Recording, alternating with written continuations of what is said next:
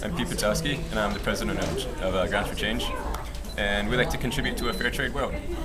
And the way we do that, and what fair trade means to us, is that we like to support the local economy and the local people.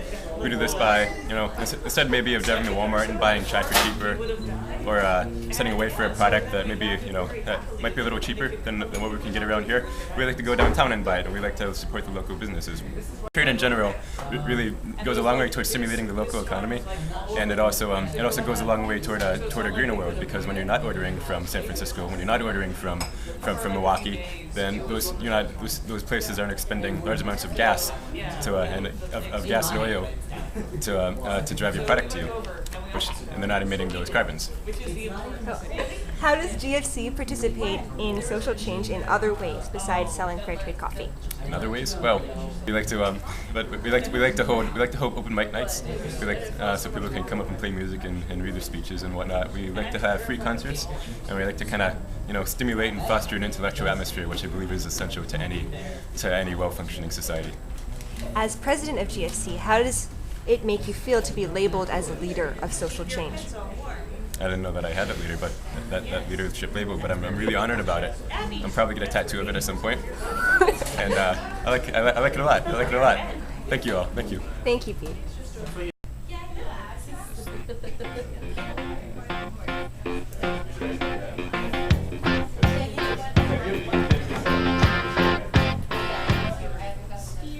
The fair trade movement started in Europe a decade or more ago, and it recognizes that as consumers we may be looking for the lowest price, but as ethical human beings we're just not consumers. We look for the lowest price, but we also want that to be moderated by our sense of fairness and justice. And so the fair trade movement recognizes that buying and selling is an important part of our lives, but it can't simply be left to the market system. And will it be good for Meadville, right? Several businesses in Meadville already sell fair trade products, and so students coming together as they have this last year to try to get fair trade status for Meadville, Meadville is a fair trade town, are all about trying to reward those people who are already selling fair trade products here, sort of acknowledge them, let the community know, and also let the larger region know that at Meadville we're continuing to talk about sort of fair trade issues. How would it make me feel to be labeled a leader of social change? Would make me feel pretty, I think, awkward. And I hope it doesn't sound like false modesty, but it just really weirds me out.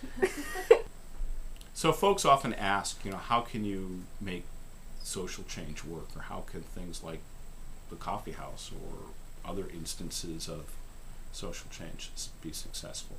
And you can't go into a situation and tell people what to do.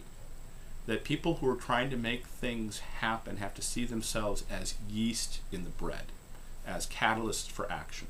And so there's this strange mix of self-confidence, because going into a situation where you're not quite sure what's going to happen is, you need self-confidence, kind of a tolerance for ambiguity, and humility.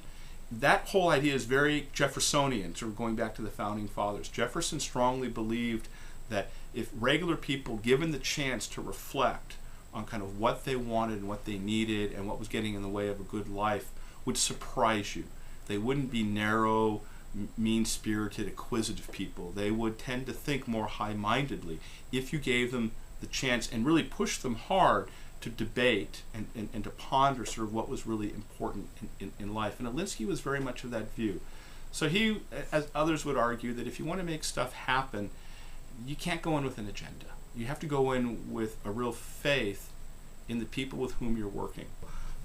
As an undergraduate, when I went to Berkeley, I went to Berkeley as an undergrad, and I took a course in environmental studies. And at that point, like a lot of kids my age, I thought that litter was the number one environmental issue. And if we could just get those stupid people to quit throwing cups out of their car, it'd be so much better. And I had in my head that the problem was that people were just basically lazy and short-sighted. And so if we could just change those people, if we could just educate those people, things would be pretty cool. And I ended up falling into a number of classes at Berkeley where it just became clear that people weren't the problem.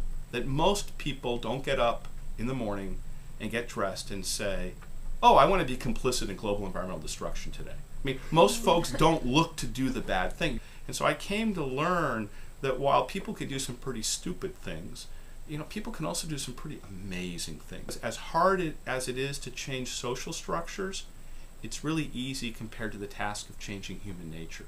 And so if you think these problems are rooted in human nature, as I did when I was a high school kid, then you're sort of left trying to bang your head against the wall to change people, and that's not a very joyful activity. But this idea of trying to change structures and incentives, like the coffee house, for example, that's changing in a small way a structure, it's creating opportunities, but that change is a lot easier than we think it is.